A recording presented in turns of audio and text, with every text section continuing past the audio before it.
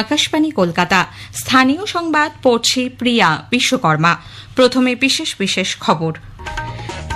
কাশ্মীরের পেহেলগাঁওয়ে পর্যটকদের উপর বর্বরোচিত হামলার পর 1960-এর সিন্ধু জল চুক্তি স্থগিত, ওয়াঘা আটারি সীমান্ত বন্ধ সহ একাধিক পদক্ষেপ নিয়েছে ভারত। পেহেলগাঁওতে নিহত পুরুলিয়ার ঝালদার বাসিন্দা মনীষ রঞ্জন মিশ্রের দেহ আজ রাঁচি হয়ে এ রাজ্যে ফিরছে।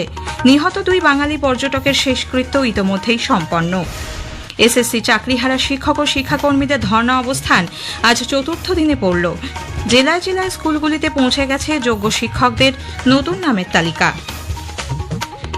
গ্রুপ সি ও গ্রুপ ডি নিয়োগ দুর্নীতি মামলায় অভিযুক্তদের স্থাবর অস্থাবর মিলিয়ে 56 কোটি টাকারও বেশি সম্পত্তি বাজেয়াপ্ত করেছে ইডি। কলিঙ্গ সুপার কাপ ফুটবলে মোহামেডান স্পোর্টিং আজ নর্থ ইস্ট ইউনাইটেড এফসির মুখোমুখি হবে। আসছে বিস্তারিত খবরে। কাশ্মীরের পেহেলগাঁওয়ে পর্যটকদের ওপর বর্বরোচিত হামলার পর 1960-এর সিন্ধু জল চুক্তি স্থগিত, ওয়াঘা আটারি সীমান্ত বন্ধ সহ একাধিক কড়া পদক্ষেপ নিয়েছে ভারত। নতুন দিল্লিতে প্রধানমন্ত্রী নরেন্দ্র মোদীর বাসভবনে গত সন্ধ্যায় নিরাপত্তা বিষয়ক ক্যাবিনেট কমিটি সিসিএস-এর বৈঠকের পর সাংবাদিকদের বিদেশ সচিব বিক্রম মিশ্রি জানান, পাকিস্তানিদের জন্য সমস্ত সার্ক ভিসা বাতিল করা হয়েছে। যারা ওই ভিসার মাধ্যমে ভারতে রয়েছেন তাদের 48 ঘণ্টার মধ্যে দেশ ছাড়তে হবে। নতুন দিল্লিতে পাকিস্তানি দূতাবাসে থাকা প্রতিরক্ষা সংক্রান্ত আধিকারিকদের 7 দিনের মধ্যে দেশ ছাড়তে বলা হয়েছে। ইসলামাবাদে ভারতীয় হাই কমিশনে থাকা 55 জন সদস্যের মধ্যে 25 জনকে ফিরিয়ে আনার সিদ্ধান্ত নেওয়া হয়েছে। পেহেলগাঁওয়ে জঙ্গি হানার প্রেক্ষিতে পরিস্থিতি পর্যালোচনায় কেন্দ্রীয় সরকার নতুন দিল্লিতে আজ সর্বদলীয় বৈঠক ডেকেছে। সংসদ ভবনে সন্ধে 6টায় এই বৈঠক বসবে। সন্ত্রাসবাদীদের কোনো জাতি বা ধর্ম হয় না বলে মুখ্যমন্ত্রী মমতা ব্যানার্জি মন্তব্য করেছেন। পেহেলগাঁওয়ে জঙ্গি হানার কড়া নিন্দা করে গতকাল সাংবাদিকদের তিনি বলেন, কাশ্মীরে আটকে পড়া রাজ্যের বাসিন্দাদের দ্রুত ফিরিয়ে আনার ব্যবস্থা করা হচ্ছে। দীর্ঘক্ষণ ধরে হামলা চললেও নিরাপত্তা বাহিনী তা জানতে পারল না কেন, সেই প্রশ্ন তোলেন তিনি। এদের কোনো জাত হয় না, কোনো ধর্ম হয় না, এরা একটা কাজ, এদের ক্ষমাও করা যায় না।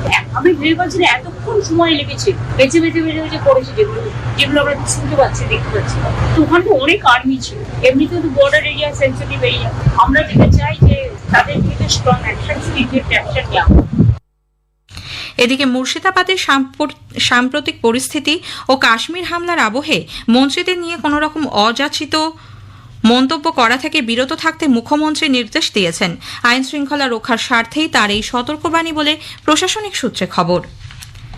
পেহেলগাঁওতে নিহত পুরুলিয়ার ঝালদার বাসিন্দা স্বরাষ্ট্র মন্ত্রকের অধীন গোয়েন্দা বিভাগের আধিকারিক মনীষ রঞ্জন মিশ্রের দেহ আজ রাঁচি হয়ে রাজ্যে ফিরছে। নিহত দুই বাঙালি পর্যটকের দেহ গতকালই কলকাতায় এসে পৌঁছয়। সন্ধে 7টার পর বেহালার শখের বাজারের বাসিন্দা সমীর গুহ এবং বৈষ্ণবঘাটার পাটুলির বাসিন্দা বিতান অধিকারীর দেহ নিয়ে বিশেষ বিমান দমদম বন্দরে অবতরণ করে। রাজ্যের মন্ত্রী অরূপ বিশ্বাস বিমানবন্দরে যান। উপস্থিত ছিলেন বিরোধী দলনেতা শুভেন্দু অধিকারী, বিজেপি সাংসদ অভিজিৎ গঙ্গোপাধ্যায় সহ বিজেপি পরিষদীয় দলের কয়েকজন সদস্য।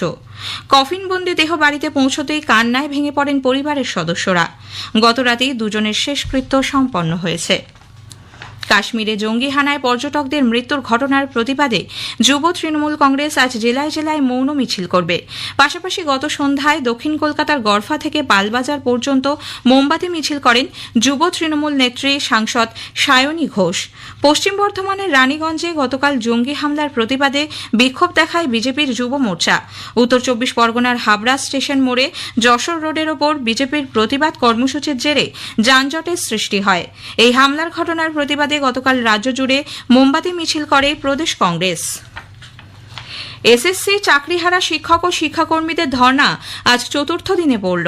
জেলায় জেলায় স্কুলে পৌঁছে গেছে যোগ্য শিক্ষকদের নতুন নামের তালিকা। তাদের বেতন দেওয়ার প্রক্রিয়া শুরু করার জন্য প্রধান শিক্ষকদের নির্দেশ দিয়েছেন স্কুল পরিদর্শকরা। অযোগ্য বলে চিহ্নিত নন এমন 15,403 জনের নামের তালিকা জেলা স্কুল পরিদর্শকের কাছে পাঠিয়েছে শিক্ষা দপ্তর। এর আগে 17,206 জন শিক্ষক যোগ্য বলে জানিয়েছিলেন শিক্ষামন্ত্রী ব্রাত্য বসু। সেখান থেকে আরও 1,803 জনকে বাদ দেওয়া হয়েছে। যদিও নতুন তালিকায় বেশ কিছু যোগ্য শিক্ষকের নাম নেই বলে অভিযোগ উঠেছে। বিষয়টি স্কুল সার্ভিস কমিশনের নজরে আনার কথা জানিয়েছেন চাকরিহারারা।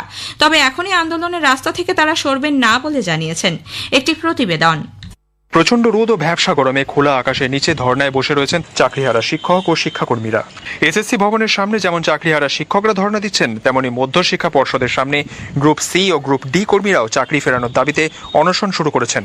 গতকাল তাদের মধ্যে দুজন অসুস্থ হয়ে পড়ায় হাসপাতালে ভর্তি করতে হয়েছে। এদিকে ডিআই অফিস থেকে যোগ্য শিক্ষকদের তালিকা স্কুলগুলিতে পৌঁছে যাওয়ায় সেই তালিকা মিলিয়ে দেখতে পাচ্ছেন চাকরিহারারা, কিন্তু ওই তালিকায় বেশ কয়েকজন যোগ্য শিক্ষকের নাম নেই বলে অভিযোগ উঠেছে। তালিকায় নাম নেই যোগ্য শিক্ষক অধিকার মঞ্চের আহ্বায়ক চিন্ময় মণ্ডলের। এরকম বিভিন্ন জেলায় কতজন যোগ্য শিক্ষকের নাম নেই তার তথ্য জোগাড় করা হচ্ছে বলে তারা জানিয়েছেন। তারপরই তারা পরবর্তী পদক্ষেপ করবেন। তবে গরমের ছুটি পড়ার আগেই স্কুলে যোগ দেওয়ার কথা ভাবছেন তালিকায় নাম থাকা শিক্ষকরা। সাময়িক স্বস্তি পাওয়া গেলেও স্থায়ী সমাধান না হলে আন্দোলনের রাস্তা থেকে তারা সরবেন না বলে জানিয়ে দিয়েছেন চাকরিহারা শিক্ষক ও শিক্ষাকর্মীরা। সুমন মুখোপাধ্যায়, আকাশবাণী সংবাদ, কলকাতা। এবারের স্পটলাইটের বিষয় প্রধানমন্ত্রী মুদ্রা যোজনার 10 বছর।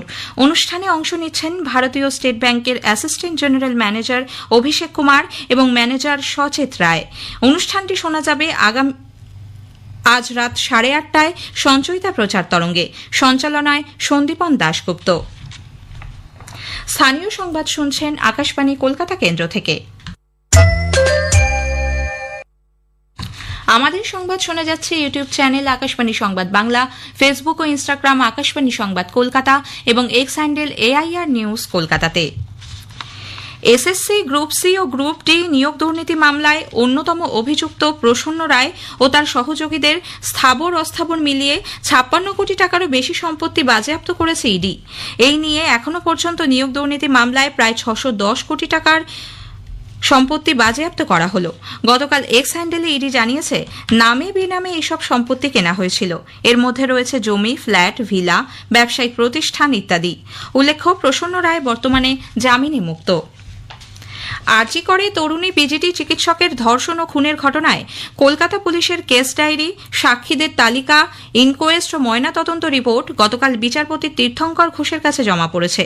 ঘটনার পুনরায় তদন্তের আবেদন জানিয়েছেন অবহার পরিবার। সেই মামলার শুনানিতে সিবিআই এর তরফে deputy solicitor general Rajdeep Majumdar এই রিপোর্ট পেশ করেন। 29 এপ্রিল মামলার পরবর্তী শুনানি।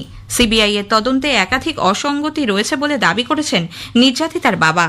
9 মাস হয়ে গেছে প্রায়, আমরা বিচার পাইনি এবং বিচার পাওয়ার অপেক্ষায় রয়েছি। কোর্টের দিকে তাকিয়ে আছি এখন। সিবিআই তো কোনো কাজ করছে না, আপনারা দেখতেই পেলেন কোর্টের মধ্যে। আমরা যেগুলো বললাম ওরা সঙ্গে সঙ্গে কাটিয়ে দেওয়া। তো বিচারের যে বাসটা দীর্ঘ এবং তারা আমাদের অপেক্ষা করতে হবে, সেটা আমরা ভালোই বুঝতে পারছি। পশ্চিম মেদিনীপুরের গোয়ালতোড়ে আরও 100 মেগাওয়াট সৌর বিদ্যুৎ কেন্দ্র তৈরির সিদ্ধান্ত নিয়েছে রাজ্য সরকার। মন্ত্রিসভার বৈঠকের পর গতকাল রাজ্যের মন্ত্রী মানস ভূঁইয়া বলেন, পরিবেশ বান্ধব বিদ্যুৎ উৎপাদনে বিশেষ গুরুত্ব দেওয়া হচ্ছে। এই প্রকল্পের জন্য মোট খরচ ধরা হয়েছে 680 কোটি টাকা। এর 30% অর্থাৎ 205 কোটি টাকা ব্যয় করবে রাজ্য সরকার। বাকি অর্থের যোগান দেবে একটি জার্মান সংস্থা। আগামী 30 এপ্রিল দীঘায় জগন্নাথ মন্দিরের উদ্বোধনী অনুষ্ঠানকে কেন্দ্র করে 100-র বেশি সিভিক ভলান্টিয়ার নিয়োগের সিদ্ধান্ত মন্ত্রিসভার বৈঠকে গৃহীত হয়েছে। যুব কংগ্রেস নেতা আজহার মল্লিক তৃণমূল কংগ্রেসে যোগ দিয়েছেন। তৃণমূল ভবনে গতকাল তাঁর হাতে দলীয় পতাকা তুলে দেন মন্ত্রী অরূপ বিশ্বাস। আজহার জানান, বিজেপির বিরুদ্ধে লড়াইয়ে সামিল হতেই তিনি তৃণমূল কংগ্রেসে যোগ দিয়েছেন। পাশাপাশি রাজ্যের 6 জেলার যুব কংগ্রেস সভাপতিও শাসক দলে যোগ দিয়েছেন বলে অরূপ বিশ্বাস জানিয়েছেন। উত্তর ও উত্তর পশ্চিম দিক থেকে আসা শুষ্ক বায়ুর প্রভাবে দক্ষিণবঙ্গের বিস্তীর্ণ এলাকা জুড়ে আগামী কয়েকদিন তাপপ্রবাহ ও অস্বস্তিকর আবহাওয়া বজায় থাকবে। আলিপুর আবহাওয়া দপ্তরের পূর্বাঞ্চলীয় প্রধান সোমনাথ দত্ত আকাশবাণীকে জানিয়েছেন, পশ্চিমের জেলাগুলিতে আজ কমলা সতর্কতা জারি থাকছে। তাপমাত্রার পারদ আরও 2 থেকে 3 ডিগ্রি বৃদ্ধি পেতে পারে। এদিকে তাপমাত্রার ঊর্ধ্বগতির প্রেক্ষিতে চিড়িয়াখানার পশু পাখিদের জন্য নেওয়া হচ্ছে বিশেষ ব্যবস্থা। একটি প্রতিবেদন। তাপমাত্রা প্রায় 40 ডিগ্রি ছুঁই। এই পরিস্থিতিতে চিড়িয়াখানার পশু পাখিদের জন্য নেওয়া হয়েছে বিশেষ ব্যবস্থা। আলিপুর চিড়িয়াখানার বায়োলজিস্ট সাম্য বসু জানালেন, বড় স্তন্যপায়ীকে যেমন সবসময় যাতে জল থাকে, ভেতরে ওদের যে কাদা জায়গায় পড়া, জলের জায়গায় পড়া, সেগুলোতে সবসময় যাতে ওরা যেমন গন্ডার থাকতে পারে বা অন্য প্রাণীদের যাদের প্রয়োজন আছে সেই অনুযায়ী তাদের বন্দোবস্ত করা আছে। এবং খাবারের মধ্যে যে তরমুজ বা রসালো ফলের পরিমাণটাকে বাড়ানো হয় যাতে ওয়াটার রিকোয়ারমেন্ট এবং আদার্স নিউট্রিয়েন্টস গুলো এরা গরমের সময় পেতে পারে। টক দই ইত্যাদি এই সমস্ত যেমন দেয়া হয়। পাখিদের ক্ষেত্রেও এই ধরনের ফলের খাবারগুলো বাড়ানো হয় এবং পাখিদের এনক্লোজারে বিশেষত যেটা থাকে আমাদের স্প্রিংকলার রয়েছে, সেই স্প্রিংকলার চালানো হয় এছাড়া প্রত্যেক অ্যানিমালের ক্ষেত্রেই খাবারের জলের সঙ্গে ওআরএসটা দেওয়া হয়। আমাদের হিমালয়ান ব্ল্যাক বেয়ারও রয়েছে, তারা তো ঠান্ডার জায়গায়। হিমালয়ান ব্ল্যাক বেয়ারের জন্য প্রয়োজন অনুসারে যদি টেম্পারেচার খুব বেড়ে যায় তখন ট্যাঙ্ক শেল্টারের বাইরে থেকে ওর দরজার সামনে কুলার লাগানো হয়। কাশফিন নাহার, আকাশবাণী সংবাদ, কলকাতা। কলিঙ্গ সুপার কাপ ফুটবলে মোহামেডান স্পোর্টিং আজ রাউন্ড অফ 16 এর ম্যাচে নর্থ ইস্ট ইউনাইটেড এফসির মুখোমুখি হবে। ভুবনেশ্বরের কলিঙ্গ স্টেডিয়ামে খেলা শুরু হবে বিকেল 4:30। শেষ করার আগে স্থানীয় সংবাদের বিশেষ কিছু অংশ আরও একবার। কাশ্মীরের পেহেলগাঁওয়ে পর্যটকদের উপর বর্বরোচিত হামলার পর 1960-এর সিন্ধু জল চুক্তি স্থগিত, ওয়াঘা আটারি সীমান্ত বন্ধ সহ একাধিক পদক্ষেপ নিয়েছে ভারত। নতুন দিল্লিতে আজ সর্বদলীয় বৈঠক ডেকেছে সরকার। স্থানীয় সংবাদ শেষ হলো।